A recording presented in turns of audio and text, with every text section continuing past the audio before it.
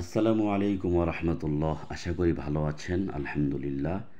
রবিউল আউয়াল এমন একটা মাস, যেই মাসে আল্লাহ রব্বুল আলামিন এই পৃথিবীতে এমন একজন মহামানবকে পাঠিয়েছেন, যিনি পুরা বিশ্বটাকে পরিবর্তন করেছেন, এবং যিনি এমন একজন ব্যক্তিত্ব যার অনুসরণ করা ছাড়া আমরাও জান্নাতে যেতে পারবো না।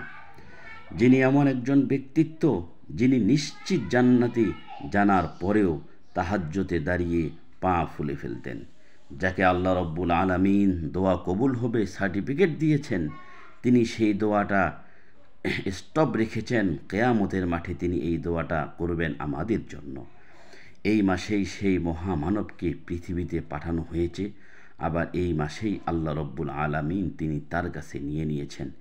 এজন্য এই রবিউল আউয়াল মাসটা যদি আমরা অতিরঞ্জিত করব না, আল্লাহর নবীর মহব্বতে অতিরঞ্জিত করব না, আল্লাহর নবীর জন্ম ব্যাপারে যেভাবে আল্লাহর নবী দিনগুলোকে পালন করেছেন, বছরে নয় প্রতি সপ্তাহে তিনি রোজা সম্পর্কে জানতে চাইলে তিনি সোমবারে রোজা রাখার কথাও বলেছেন, এবং বলেছেন এই দিনে আমি এসেছি দুনিয়াতে, এই দিনে নবুয়ত প্রাপ্ত হয়েছি, এই দিনেই আমার উপরে কোরআন নাজিল হয়েছে, এজন্য আমি সোমবারে রোজা রাখি।